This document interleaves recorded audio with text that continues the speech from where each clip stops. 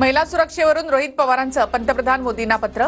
महाराष्ट्रामध्ये महिला अत्याचाराच्या घटना वाढल्यात, आपण महाराष्ट्रामध्ये येत आहे परिस्थिती ज्ञात करून देण्यासाठी पत्र लिहिलं। रोहित पवारांची पत्रामध्ये माहिती। महिला अत्याचाराच्या संदर्भात हे सरकार असंवेदनशील, कुठल्याही लेकीवर अन्याय होणार नाही ही जबाबदारी घेऊया।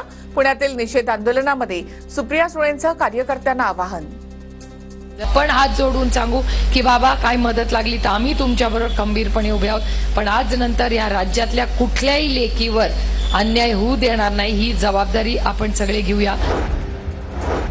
बदलापूरमधील घटनेवरून विरोधकांनी राजकारण केलं। महाविकास आघाडी सरकार असताना महिलांवर अत्याचार झाले त्याचं काय?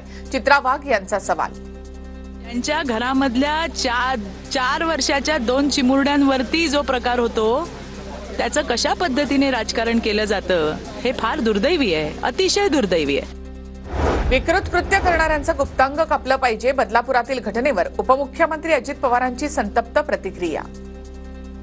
की अशा प्रकारची विकृत माणसं ज्यावेळेस आमच्या आई बहिणीला किंवा आमच्या मुलींच्या अंगावर हात टाकतात त्यांचं माझ्या भाषेत सांगायचं तर सापच काढून टाकलं पाहिजे। पोलीस महासंचालक रश्मी शुक्ला अकार्यक्षम,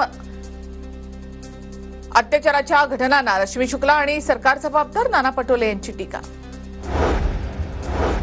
चिमुकलीवर अत्याचार झाला तेव्हा सदावर्तेंचं तोंड बंद का होतं? महाराष्ट्र बंद विरोधात कोर्टात गेला म्हणजे तुम्ही नराधमाला पाठीशी घातलं। ठाकरे गटाच्या शरद कोळींची गुणरत्न सदावर्तेंवर टीका।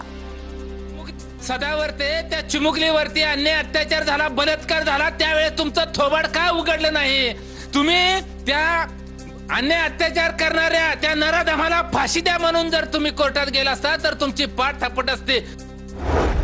नागपुरात देवेंद्र फडणवीस विरुद्ध अनिल देशमुख लढतीची शक्यता। अनिल देशमुखांना रिंगणामध्ये उतरवण्यासाठी पवार गट आग्रही, तर देशमुख नागपूर दक्षिण पश्चिम मधून लढण्यास तयार नाही तशी माहिती। 27, 28 आणि 29 ऑगस्टला महाविकास आघाडीच्या बैठका। महाविकास आघाडीच्या बैठकीमध्ये जागा वाटपावर चर्चा होणार, सूत्रांची माहिती। अजित पवार गट जम्मू काश्मीर विधानसभा निवडणूक लढणार। पुलवामा, राजपुरा आणि त्राल या 3 जागांवर उमेदवार जाहीर। तानाजी सावंत यांचा पुतण्या अनिल सावंतांनी घेतली शरद पवारांची भेट। अनिल सावंत पंढरपूर मंगळवेढामधून निवडणूक लढवण्याची शक्यता। अहमदनगरमधील शेवगाव पाथर्डी मतदारसंघामधील भाजपचा अंतर्गत वाद चव्हाट्यावर। विद्यमान आमदार मोनिका राजळेंना पक्षामधूनच विरोध। मोनिका राजळेंचं काम करणार नाही, अरुण मुंडे, गोकुळ दौंड यांची भूमिका। स्थानिक निवडणुका आणि ओबीसी आरक्षणावरील सुनावणी पुन्हा लांबणीवर। सुप्रीम कोर्टामध्ये दोन्ही प्रकरणांची सुनावणी आता 15 ऑक्टोबरला होणार।